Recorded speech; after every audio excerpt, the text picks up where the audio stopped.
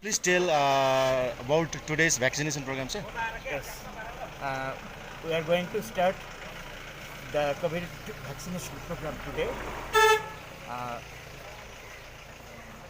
Along with the whole of the country, we are also going to hold this program. Yes, sir. Today this program will be held throughout the day up to 5 p.m. and we are expecting to vaccinate 100 healthcare workers today itself. So, is there any other special program like video conferencing with the CM? Yes, we have. That is going to be held. The link will be active from 12 noon,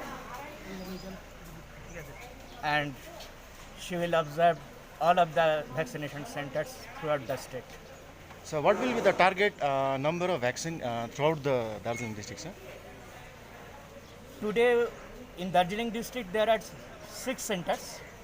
So today's target is 600 Okay, sir. in Darjeeling district. So, that will operate simultaneously, sir? Yes, that will operate simultaneously. So, no, sir.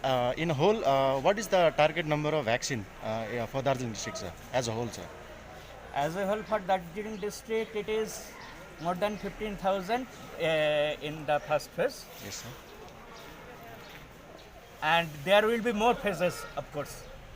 This is for the healthcare workers in the government setup, and then there will be private setup. Then there will be other frontline workers, and then high risk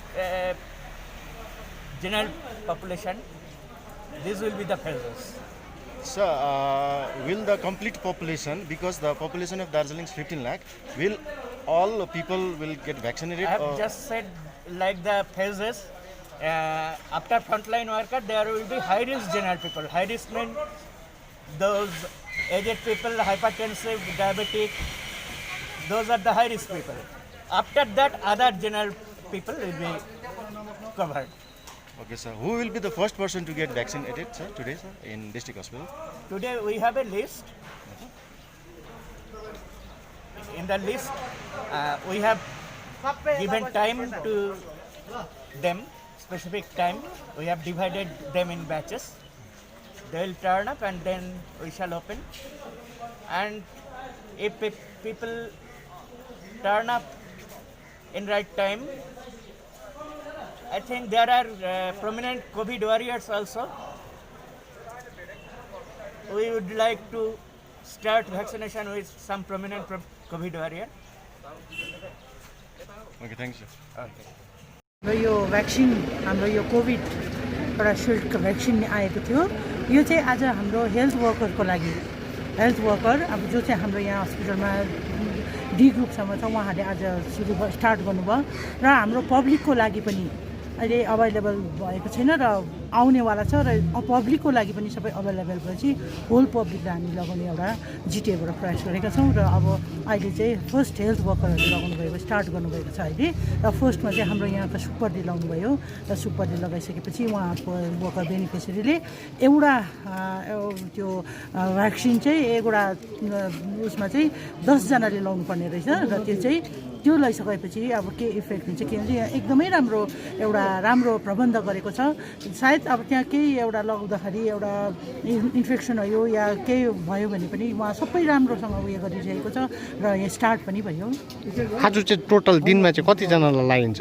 आज अब total 10-20 जना जस्तो sir चाहिँ गरिन्छ भनेर। अब health worker भन्नुको मतलब उनीहरू त फ्यामिलीसँग संलग्न हुन्छ कि उहाँहरूको फ्यामिलीलाई पनि त्यही दिन लगाइन्छ कि? फर्स्ट चाहिँ यही यहाँ काम जो गर्नुहुँदैछ हेल्थ वर्करहरू उहाँहरूले मात्रै गर्नुहुँदैछ, फ्यामिलीसँग संलग्न फ्यामिलीलाई होइन, तर जसले चाहिँ हस्पिटलमा काम गर्नुहुँदैछ हेल्थ वर्करहरू डी ग्रुपसँग उहाँहरूले चाहिँ आज स्टार्ट गर्नुभएको। यो जनसाधारणमा चाहिँ कहिलेसम्ममा चाहिँ आइन्छ? जनसाधारणमा आइपुग्छ छिटै नै, र फर्स्टमा चाहिँ हामीले हेल्थ वर्करहरूलाई नै गर्नु पर्यो। उहाँहरूले हाम्रो यस्तो डरलाग्दो कोभिड वरियरहरू उहाँ हुनुहुन्छ, उहाँहरूले कोभिडको टाइममा आफ्नो ज्यानलाई पनि पर्वाह नगरी उहाँहरूले यस्तो डरलाग्दो सेवा गर्नुभएको थियो जनसाधारणको लागि, र फर्स्टमा हाम्रो हेल्थ वरियरहरूलाई नै यो गरेको, र फर्स्टमा हेल्थ वर्करहरूलाई गरिसकेपछि त्यस पश्चात हाम्रो सम्पूर्ण पब्लिकलाई नै गरिनेछ।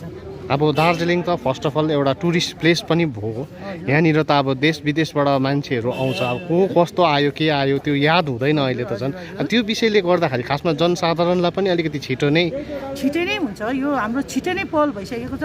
हेर्नुहोस् यो एउटा भ्याक्सिन यस्तो एउटा हाम्रो लागि इम्पोर्टेन्ट हो, यो यति डरलाग्दो एउटा राम्रो एउटा अब यो चिज भएर गएको छ। एउटा भ्याक्सिन हराएमा हामीलाई उयो हुन्छ र यत्रो लाखौँ जनताको लागि हामीले एउटा सेक्युरिटीमा ल्याउनुपर्छ। हेर्नुहोस् भ्याक्सिन ल्याउँदा एउटा सेक्युरिटी बिना ल्याउनु सकिँदैन र हामीले होल पब्लिक दार्जिलिङ जिटिए क्षेत्रको लागि एउटा राम्रो प्रबन्ध मिलाएर नै ल्याउनु पर्नेछ होल पब्लिकको लागि। त्यसै ल्याएर हामीले भ्याक्सिन जतासुकै छोड्नु भएन। यो भ्याक्सिन एउटा महत्त्वपूर्ण छ, बहुमूल्य छ हाम्रो लागि र त्यसै कारणले हामीले सम्पूर्ण पब्लिकको लागि एउटा सेक्युरिटी ल्याएर एउटा राम्रो डेट फिक्स मिलाएर हाम्रो सम्पूर्ण जिटिए क्षेत्रको पब्लिकको लागि हामी व्यवस्था मिलाउनेछौँ। यो सम्पूर्ण जनतालाई त भन्नुभयो है, तर यो दार्जिलिङका जनता हामीले अब गभर्मेन्टले यो उयो गरिसकेपछि सम्पूर्ण पब्लिकलाई आधालाई लगाएर आधालाई छोडिने होइन, सम्पूर्ण पब्लिकको लागि नै व्यवस्था मिलाइनेछ। धन्यवाद। हुन्छ।